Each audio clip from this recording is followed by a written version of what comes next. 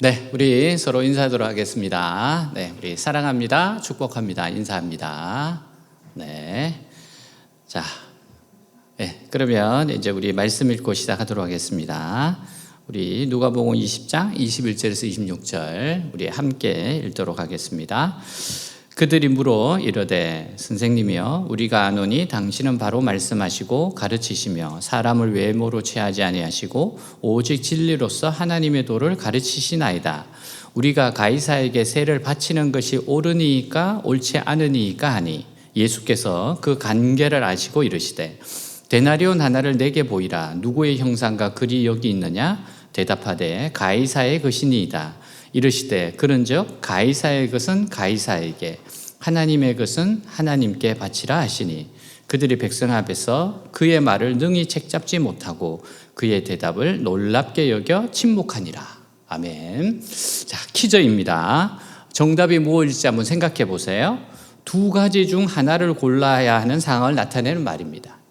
주로 해도 문제이고 안 해도 문제인 상황에 부합하는 말이에요. 정답은요, 딜레마입니다. 유대 지도자들은 예수님을 죽이기를 원했어요. 그러나 유대인들에게는 사람을 사형시킬 수 있는 권한이 없었습니다. 그래서 유대인들은 예수님을 합법적으로 죽일 수 있는 방법을 모색했습니다. 그들이 예수님을 죽일 수 있는 방법은 예수님을 로마의 손에 넘겨주는 겁니다. 그래서 로마에 세금을 바치는 문제로 예수님을 트집 잡고자 한 것입니다.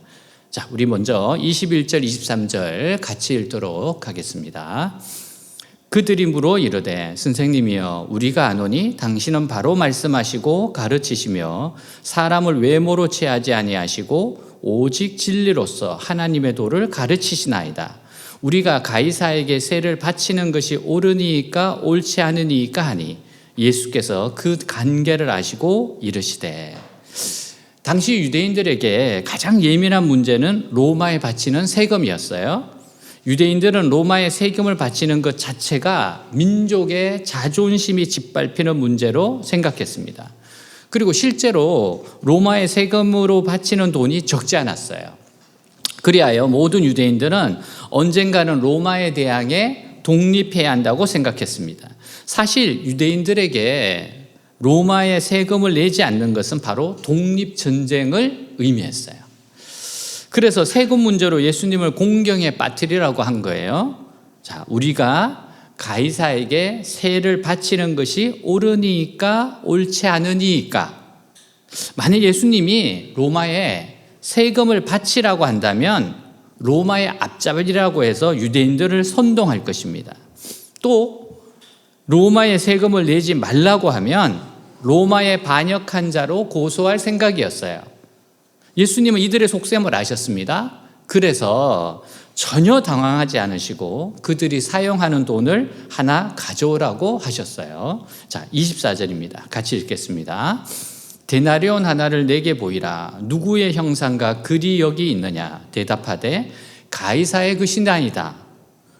데나리온은 로마의 화폐였기에 로마의 황제의 얼굴이 그려져 있었어요. 유대인들은 로마 황제의 얼굴이 그려진 돈은 형상을 만들지 말라는 제2계명을 어기는 것으로 생각했어요. 그래서 그 돈으로는 성전에 바치지 않았습니다. 성전에 돈을 바칠 때는요, 성전에만 사용하는 형상이 없는 돈으로 바꾸어서 바쳤습니다. 사람들이 가져온 돈에는 로마 황제의 얼굴이 그려져 있었어요. 예수님이 대답하셨습니다. 자, 25절 우리 또 같이 한번 읽겠습니다. 이르시되 그런즉 가이사의 것은 가이사에게 하나님의 것은 하나님께 바치라 하시니. 데나리온에 가이사의 얼굴이 새겨져 있으니 가이사의 돈은 가이사에게 바치라는 겁니다. 그리고 성전 돈은 성전에 바치라고 말씀하셨어요. 그러니까 자기 황제에게 돈을 바치면 되는 겁니다. 예수님의 말씀의 핵심은 두 가지 세금을 다 내야 한다는 겁니다. 왜냐하면 하나님의 백성들은 한편으로는 하나님 나라에 속했지만 다른 한편으로는 이 세상의 나라에 속해 있기 때문이에요. 우리 그리스도인들은요, 두 나라에 속해 있는 사람들입니다. 우리는 이 세상에 살고 있기 때문에 일단 이 세상의 삶을 충실하게 살아야 합니다. 왜냐하면 우리가 이 세상 일을 열심히 하지 않으면 결국 이 세상에서 살 수 없을 겁니다. 직장인이 직장 생활에 충실하지 않으면 회사에서 견디지 못할 겁니다. 학생이 공부를 열심히 하지 않으면 대학에 들어가기 어려울 겁니다. 또한 우리는 하나님의 백성으로 열심히 신앙생활을 해야 돼요. 열심히 예배를 드려야 하고 기도 생활도 해야 되고 교회 봉사도 해야 합니다. 신앙생활을 소홀히 한다면 믿음이 자라지 않으며 심각하게는 신앙을 빼앗길지도 모릅니다. 그러므로 우리 그리스도인들은 세상 사람들이 하는 일도 열심히 하면서 또 신앙생활까지 열심히 해야 하는 이중적인 부담이 있어요. 그래서 그리스도인들은 게으를 수가 없습니다. 만일 그리스도인들이 다른 사람들처럼 놀 것 다 놀고 잠잘 것 다 자면서 일한다면 망하고 말 겁니다. 우리 그리스도인의 고민이 여기에 있어요.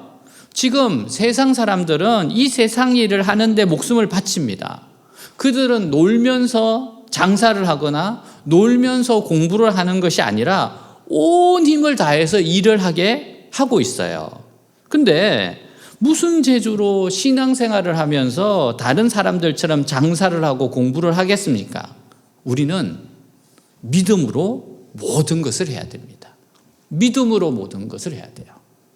즉 나의 능력과 힘은 너무나 부족하지만 하나님이 나의 힘이 되어주시고 나의 능력이 되어주셔서 더 완전하게 하신다는 것을 믿어야 합니다.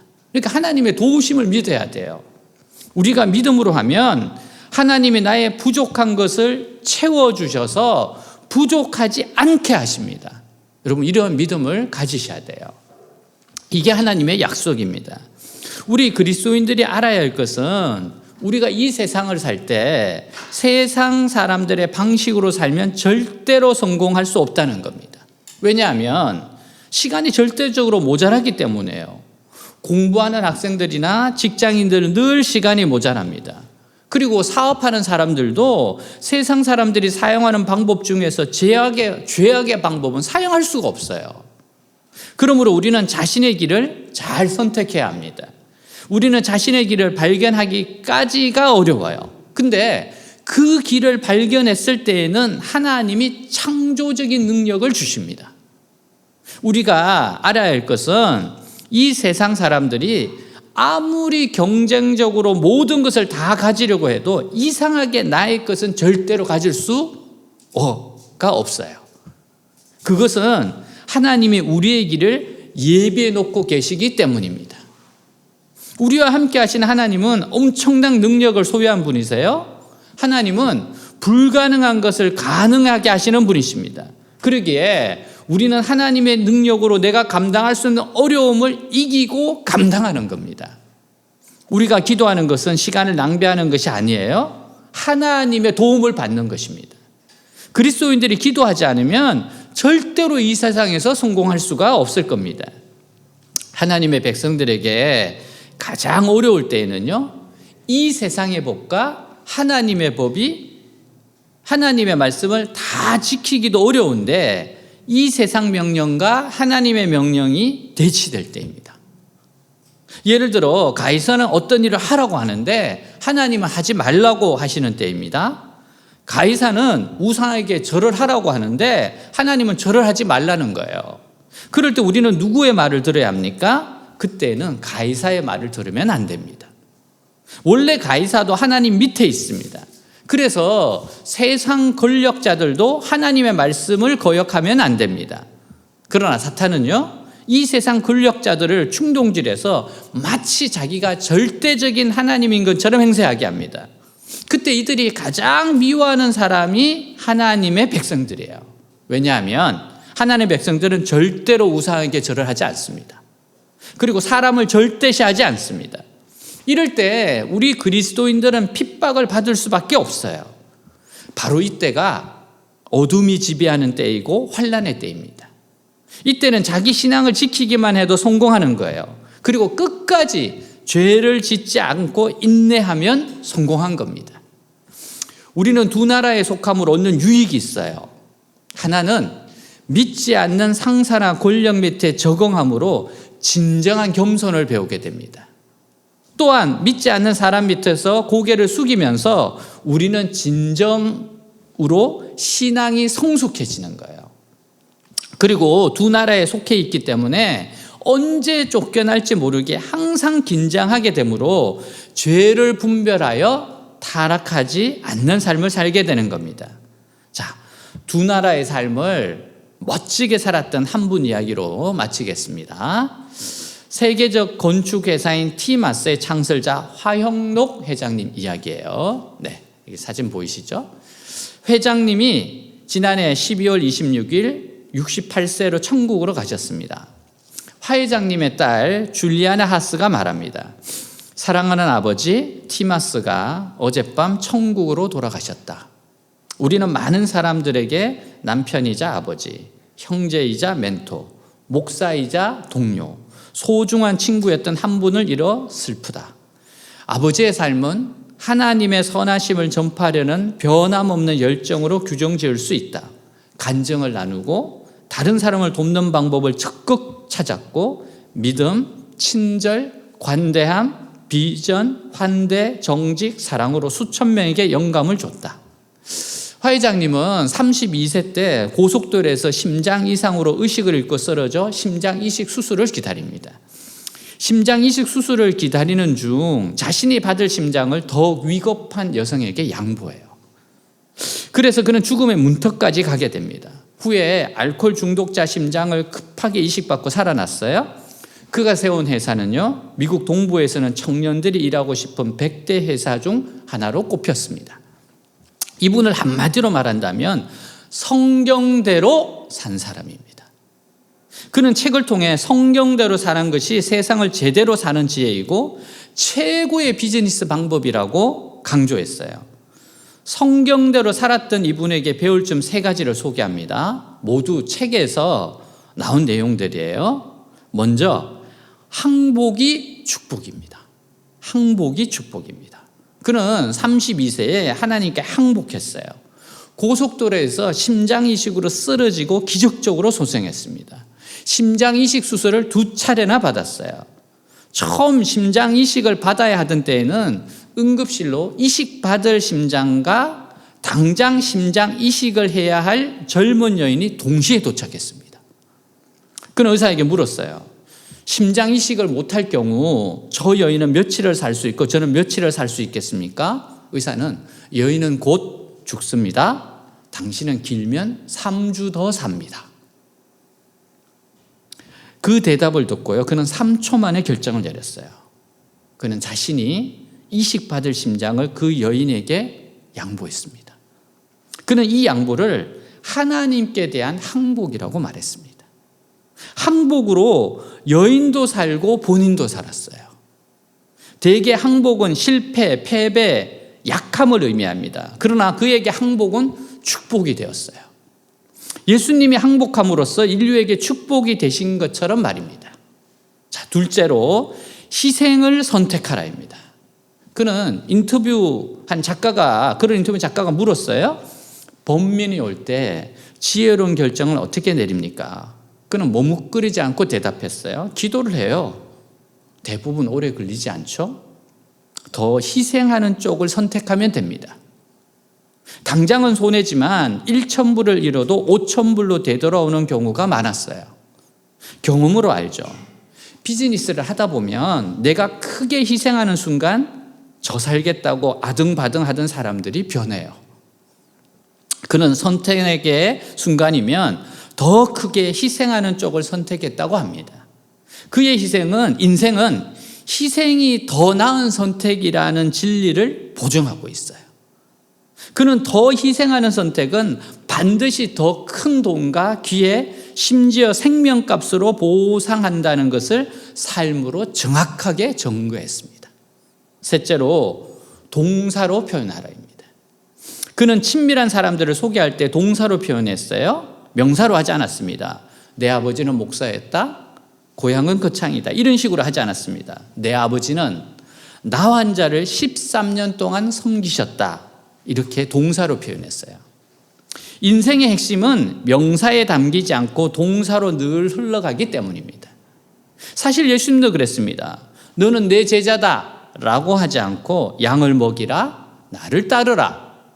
동사로 표현했어요. 많은 사람들은 명사를 사용하여 한 사람 한 사람을 특정 포지션에 위치시킵니다. 예수님은 동사를 쓰면서 한 사람 한 사람을 하나님의 나라를 향해 걸어가도록 하셨어요. 하 회장님은 꿈은 동사로 표현할 때 이루어진다라고 했습니다. 이 하 회장님은 세상의 고속도로를 열심히 달렸던 자신이 하나님의 고속도로로 달리게 된 것은 심장이 멈춘 순간부터였다고 말해요. 그는 심장 박동을 조절해주는 심박 조율기를 달고 지냈고 심장 이식을 2차례나 받았습니다. 그러면서 심장은 나의 것이라는 자아가 깨졌어요. 나의 것이라면 심장을 움직일 수도 멈출 수도 있어야 합니다. 컨트롤되지 않으면 내 것이 아니에요. 심장은 나의 의지나 명령에 따라 움직이지 않습니다. 심장은 하나님의 것입니다. 이런 깨달음이 왔고 그 깨달음대로 살았고 많은 이들에게 선한 영향력을 끼치다 이 땅을 떠나 하나님 품에 안겼습니다. 우리 모두 열심히 이 땅을 살다 저 하늘로 돌아갑니다. 우리 심장이 뛰는 동안 우리는 삽니다. 그런데 그 심장은 나의 의지대로 뛰는 것이 아닙니다. 어느 순간 인생의 주이신 하나님이 그 심장을 멈추시면 나는 손을 툭툭 털며 이 땅의 모든 삶을 정리해야 합니다. 심장이 뛰는 순간을 감사하고 사랑하며 희생하며 동사로 살아야 함을 하영룡 회장은 말해주며 이 땅을 떠났습니다. 그는 떠났지만 그의 책과 영상 속 메시지는 끝까지 남아 어떤 삶이 소중한 것인지를 증언할 겁니다. 예수님은 우리로 하여금 일정 기간 동안 이 세상에 살도록 하셨어요. 그동안 우리는 이 세상에서 열심히 살면서 죄는 짓지 말아야 합니다. 세상에서 최선을 다하는 것은 좋은데 죄를 지으면 그 최선을 다한 것이 아무 소용이 없게 됩니다. 그리고 아무리 이 세상이 죄에 빠져 있다고 하지만 이 세상을 다스리는 분은 그리스도이시기 때문에 우리는 함부로 포기할 수 없습니다. 이 세상은 우리가 그리스도의 사랑을 실천해야 하는 장입니다. 이 세상을 우리의 일터로 생각하고 교회에서 배운 신앙을 열심히 실천하는 성도들이 되기를 주님의 이름으로 축복합니다. 아멘. 네, 우리 다 같이 일어나서 기도하도록 하겠습니다.